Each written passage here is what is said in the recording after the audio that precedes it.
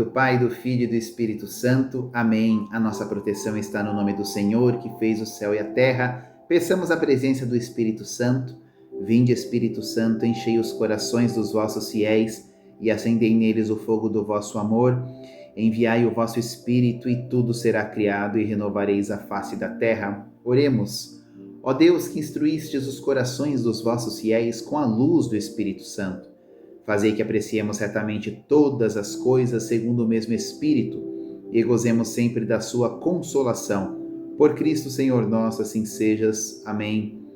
Ó Maria concebida sem pecado, rogai por nós que recorremos a vós. Em nome do Pai, do Filho e do Espírito Santo. Amém. Seja muito bem-vindo, meu caro irmão, minha cara irmã, neste canal Catequese Relâmpago por um Leigo. Hoje a terceira e última parte do 7º mandamento do Decálogo, não roubarás, o 108º estudo do compêndio. Vamos juntos concluir o 7º mandamento? Primeira pergunta de hoje, papel e caneta na mão, 515.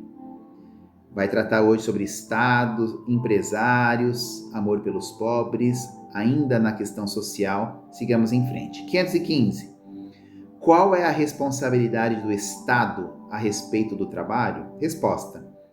Cabe ao Estado promover a segurança em relação às garantias das liberdades individuais e da propriedade, além de uma moeda estável e serviços públicos eficazes, vigiar e guiar o exercício dos direitos humanos no setor econômico. Em relação às circunstâncias, a sociedade deve ajudar os cidadãos a encontrar trabalho. Então, cabe ao Estado promover a segurança e as garantias dessas liberdades individuais e de propriedade. E a sociedade deve ajudar os cidadãos a encontrar trabalho. É a promoção, aí o campo aí dos empresários, das indústrias, e o Estado garantindo com impostos adequados. Por isso que existem leis, normas, projetos, não é isso? 516.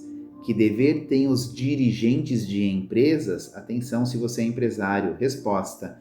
Os dirigentes de empresas têm a responsabilidade econômica e ecológica de suas operações. Devem considerar o bem das pessoas e não apenas o aumento dos lucros, embora eles sejam necessários para assegurar os investimentos, o futuro das empresas, a ocupação e o bom andamento da vida econômica. Então, os dirigentes de empresas, os empresários, eles possuem responsabilidade econômica e ecológica de suas operações. Questão do desmatamento, tem que tomar cuidado com isso. Existem regras e leis que regem essas situações. E os empresários devem considerar o bem das pessoas e não somente o aumento dos lucros. É lícito a empresa obter lucro, né? Porque o lucro vai assegurar mais investimentos que significarão mais empregos, né? Mas ela deve primeiro considerar o bem das pessoas. 517. Agora os trabalhadores. Que deveres têm os trabalhadores? Eles devem exercer seu trabalho com consciência, competência e dedicação, procurando resolver as eventuais controvérsias com o diálogo. O recurso à greve não violenta é moralmente legítimo quando parece ser o instrumento necessário em vista de uma vantagem proporcional e ao levar em conta o bem comum.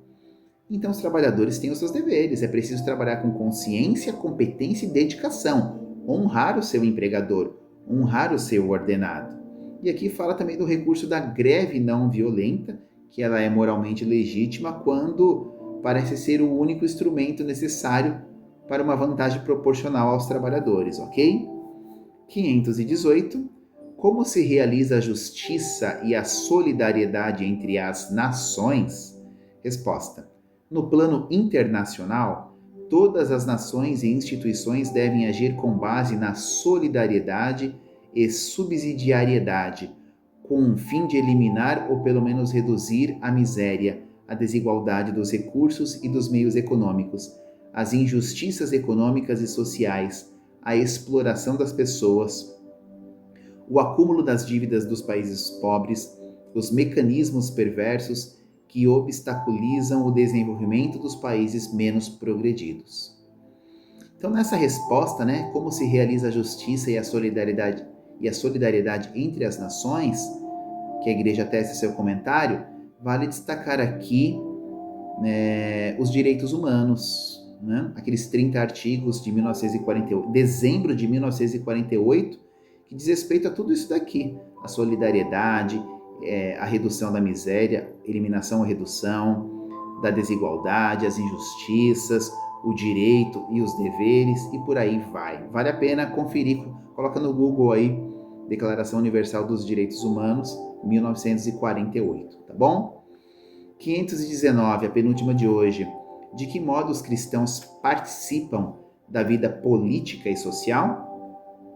Preste atenção, época de eleições, Os fiéis leigos intervêm diretamente na vida política e social, animando com o espírito cristão as realidades temporais e colaborando com todos como autênticas testemunhas do Evangelho e agentes de paz e de justiça. Então, os cristãos devem participar da vida política e social com certeza, com espírito cristão, colaborando com todos, sendo testemunhas do Evangelho. Não é só na igreja. Na igreja nós aprendemos e convivemos sobre as coisas do Evangelho para praticar a vivência do Evangelho. Aqui, pontualmente falando sobre a vida política e social.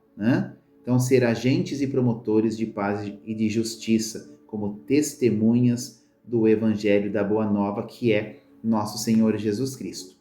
E a última pergunta de hoje, dessa terceira parte, do 7º mandamento, não roubarás, anota aí, 520. Em que se inspira o amor pelos pobres? Resposta. O amor pelos pobres se inspira no Evangelho das Bem-aventuranças e no exemplo de Jesus, na sua constante atenção pelos pobres. Jesus disse, aspas, todas as vezes que fizestes isso a um desses mais pequenos, foi a mim que o fizestes, conforme está em Mateus 25, 40. O amor pelos pobres se verifica mediante o empenho contra a pobreza material e também contra as numerosas formas de pobreza cultural, moral e religiosa. As obras de misericórdia espirituais e corporais e as numerosas instituições benéficas surgidas ao longo dos séculos são um concreto testemunho do amor preferencial pelos pobres que caracteriza os discípulos de Jesus. Que lindo, né? É isso que é inspirado o amor pelos pobres. A maior inspiração é nosso Senhor Jesus Cristo, assim como está no Evangelho de Mateus, capítulo 25, versículo 40, quando Jesus disse, todas as vezes que fizestes isso a um dos mais pequenos, foi a mim que o fizestes. Então, o cristão é convidado, é convocado a manter um empenho total contra a pobreza material, com as suas obras de misericórdia, espirituais, corporais, com concreto testemunho deste amor preferencial pelos pobres, porque isso caracteriza os discípulos de Jesus. O amor, sobretudo, o amor aos mais vulneráveis, o amor aos pequenos. Muito bem, encerramos aqui então a terceira parte do estudo do 7º mandamento, não roubarás. Obrigado pela sua companhia, que Deus nos abençoe e nos guarde, e que Nossa Senhora nos cubra com o seu manto sagrado. Te espero então na próxima quinta, onde entraremos no estudo do 8º mandamento, não darás falso testemunho. Louvado seja o nosso Senhor Jesus Cristo, para sempre seja louvado. Em nome do Pai, do Filho e do Espírito Santo. Amém. Até a próxima quinta e salve Maria.